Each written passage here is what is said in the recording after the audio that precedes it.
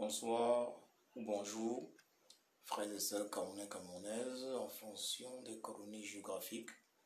Je vous prie de partager cette allocution qui ne va pas être longue. Partagez-la. Donc, il est question d'un message très important au peuple camerounais. Frères et sœurs camerounais camerounaises, mes chers compatriotes, il y a au Cameroun dorénavant une urgence de l'action. Une urgence de l'action qui se fait en réalité plus visible lorsqu'on voit ce qui se passe dans les autres pays africains, en l'occurrence le Mali, la Côte d'Ivoire et par le passé le Burkina Faso, en passant par des pays tels que le Soudan, l'Algérie. Il y a une urgence d'action. Il y a une urgence d'action afin de libérer ensemble notre pays, le Cameroun. Ce message s'adresse particulièrement aux Camerounais de l'intérieur du Cameroun. Il est évident que si jusqu'aujourd'hui nous n'avons pas pu libérer notre pays, notre cher beau pays de la tyrannie Biya, si nous n'avons pas pu le réaliser, ce n'est pas simplement à cause de la force, la capacité de nuisance du tyran Biya, mais c'est également à cause de nos défauts. En effet, nous Camerounais, nous sommes égoïstes, égocentriques. Nous avons perdu tout sens de la solidarité, il faut le dire. Même si c'est le lieu également de saluer la solidarité camerounaise constatée après l'initiative lancée par le président élu du Cameroun, son excellence Kamto Maurice alias Le Sage, l'initiative SCSI, Survival Cameroun, suivi Cameroun Survival Initiative. Il faut féliciter les Camerounais de l'avoir fait. Mais le plus important aujourd'hui est le soulèvement populaire. Rien ne s'obtient sans la lutte. Je dis bien rien. Rien, frères et sœurs camerounais, camerounaises, ne s'obtient sans la lutte. Nous devons lutter pour notre libération. Si nous voulons être libres, alors nous devons lutter. Tout comme nos frères du Mali le font. Ils se sont levés. Ils se lèvent, nonobstant la présence des forces armées françaises au Mali. Nonobstant les gros intérêts français au Mali, le peuple malien s'est levé et se lève afin de mettre un terme à une dictature qui n'a que trop duré au Mali. Pourquoi est-ce que le peuple camerounais se lève comme un seul homme et le peuple camerounais en est incapable? Pourquoi est-ce que les Maliens descendent dans les rues alors même qu'au Mali on a affaire à une autre dictature france-africaine? Pourquoi le font-ils tandis que les Camerounais en sont incapables? Pourquoi le font-ils sans avoir d'ailleurs pris la peine de chasser d'Europe leur dictateur comme l'a fait la résistance camerounaise? Pourquoi? Oui, pourquoi? La résistance camerounaise de la diaspora a pourtant chassé de l'Europe le tyran Biya, Paul. La résistance camerounaise de la diaspora a réalisé des choses exceptionnelles dans la diaspora.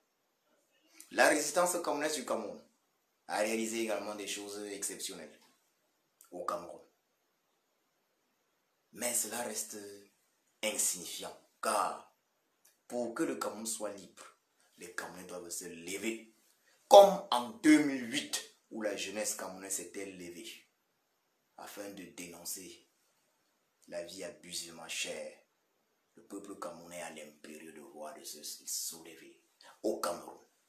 Oui, l'insurrection est une obligation. Regardez ce qui se passe au Mali. C'est une insurrection populaire qui amène le peuple à être libéré.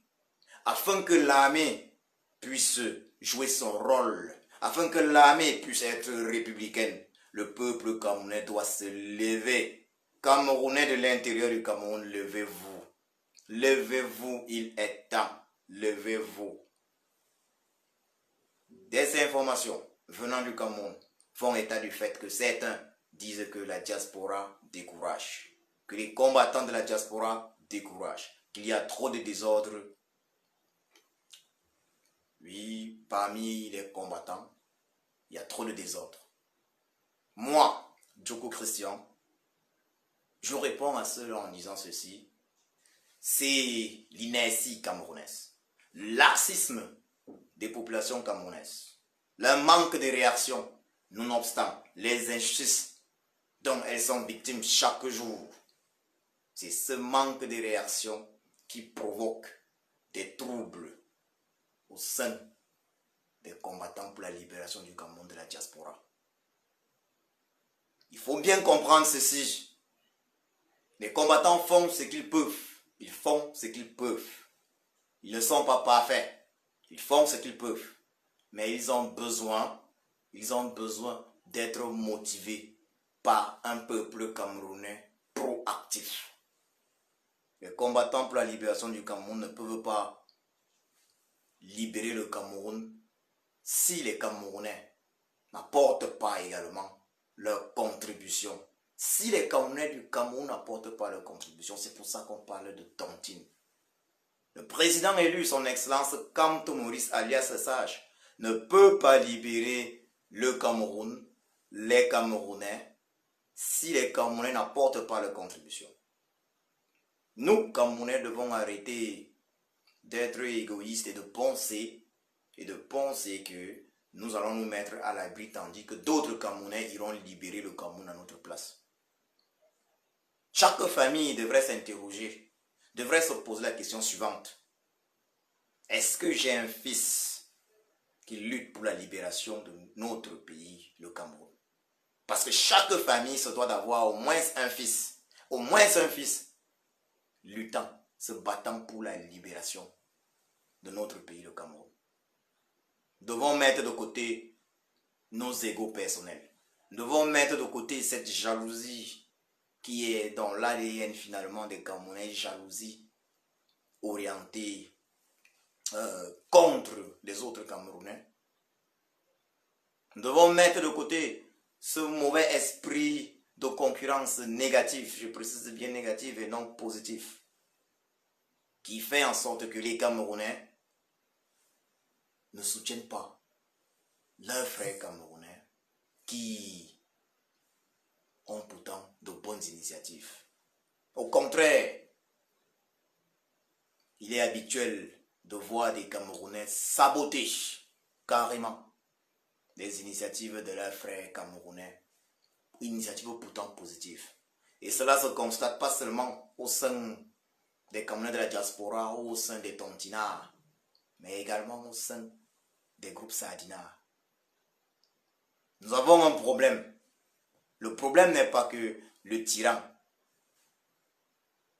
Biapi Fontopol soit le plus fort ou le plus intelligent. Le problème est que nous Camerounais, nous portons en nous le germe de notre propre destruction. Nous sommes égoïstes. Nous sommes méchants. Méchants parce que comment comprendre que les Camerounais préfèrent mourir parfois et très souvent au lieu de soutenir d'autres Camerounais susceptibles d'apporter un plus à la société camerounaise. Le Camerounais se dit plutôt, si je soutiens le Camerounais X afin qu'il apporte quelque chose au Cameroun, alors le Camerounais X risque d'avoir une reconnaissance qui va faire mal au Camerounais qui l'aurait soutenu. Il est toujours question de concurrence négative. Il faut que les Camerounais puissent accepter cela. Les Camerounais, nous devons accepter que les 5 doigts de la main n'ont pas la même longueur. Ça, regardez. Les 5 doigts de la main n'ont pas la même longueur. Et chaque doigt est important. Chaque doigt a la même importance. Si on perd un seul doigt, on s'en rend compte. Les 5 doigts de la main n'ont pas la même longueur. Et comme on doit le comprendre, mais chaque doigt est important. Il est évident, après analyse de la situation de notre pays, le Cameroun, analyse de la situation dans d'autres pays africains, en l'occurrence des pays comme le Mali, la Côte d'Ivoire et bien d'autres pays, il est évident qu'on constate une chose. Le Cameroun est le pays d'Afrique où il y a des cerveaux, des personnes intelligentes, mais où il y a quelque chose de très important.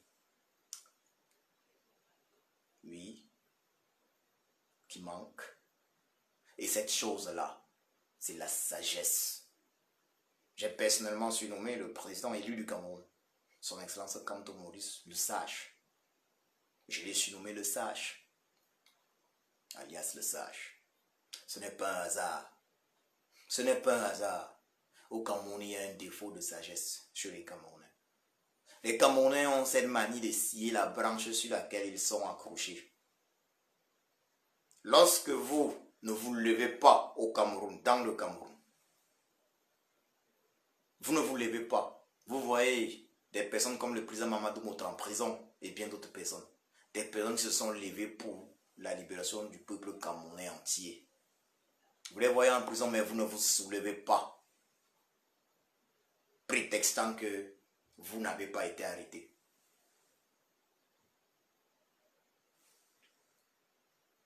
Quel avenir pouvez-vous espérer pour vos enfants et vos petits-enfants? Arrêtons, frères et sœurs camerounais, camerounaises, de jouer les malins en attendant que d'autres personnes viennent libérer notre pays. Car ça va mal. Arrêtons de jouer les malins en espérant que bon, on va prendre la route pour l'Europe, pour l'Occident. Arrêtons de jouer les malins. Levons-nous comme un salon et libérons notre pays, notre cher beau pays, le Cameroun. Libérons notre cher et beau pays, le Cameroun. Faisons comme nos frères du Mali. Nous sommes des hommes comme les Maliens. Nous sommes des êtres humains.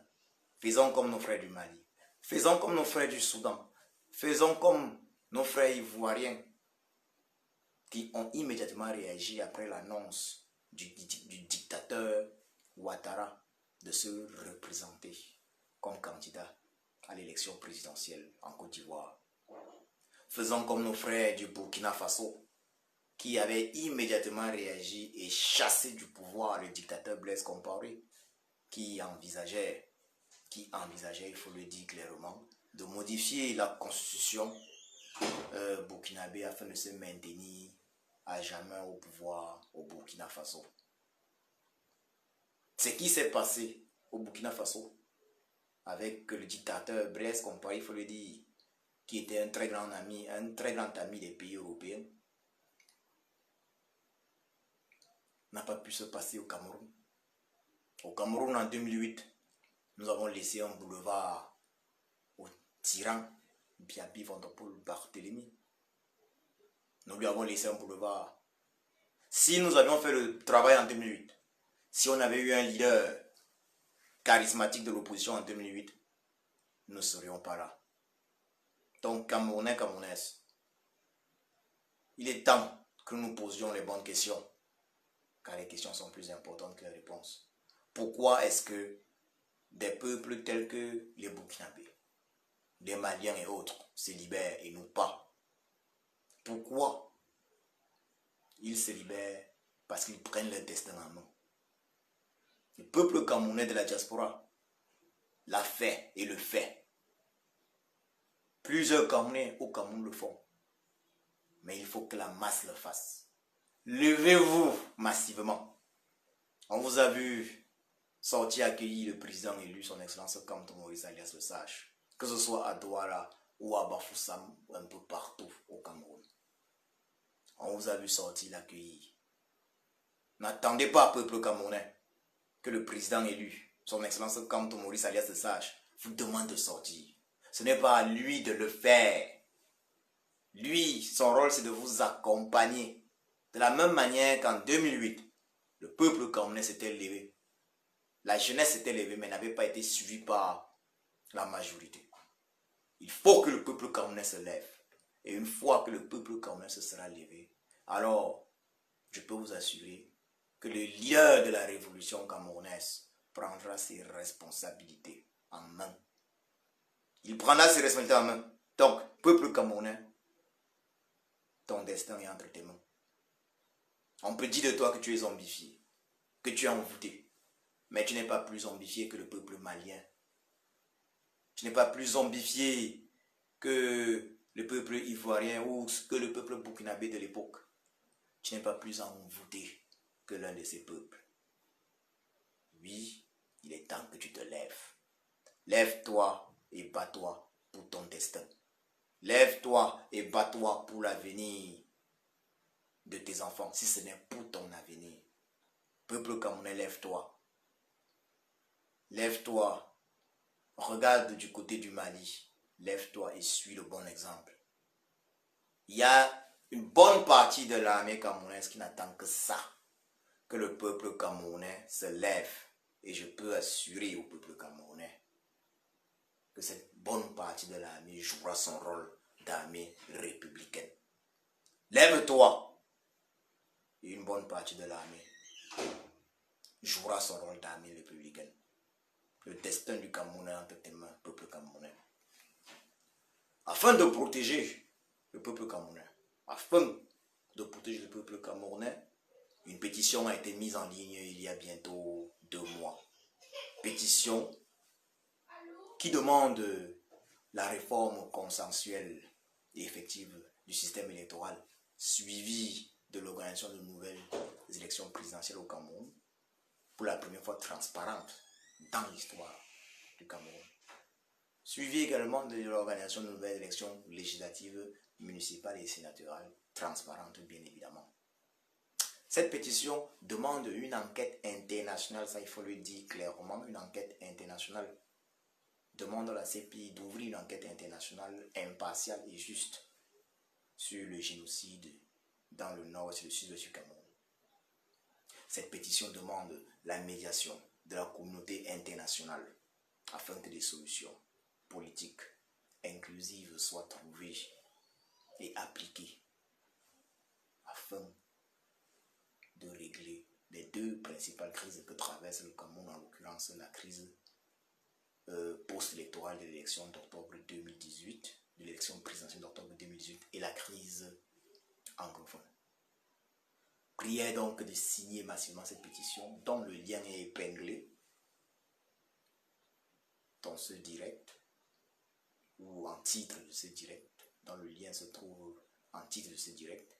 Prière de signer massivement cette pétition et de la faire signer.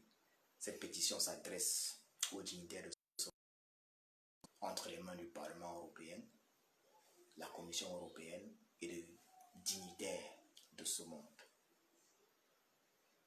Elle a pour but d'accélérer le lobbying. Les dignitaires de ce monde savent quelles sont les revendications du peuple camerounais. Alors au peuple camerounais, il n'y a plus qu'une seule chose à faire, sortir. La diaspora a chassé d'Europe le tyran Biya Bivandopol Barthélemy. La diaspora l'a fait. Alors toi, Camerounais de l'intérieur du Cameroun, fais ce que tu dois faire. Fais ce que le peuple malien du Mali, de l'intérieur du Mali fait. Et ensemble, nous allons libérer notre pays. Je vous remercie. Une bonne soirée.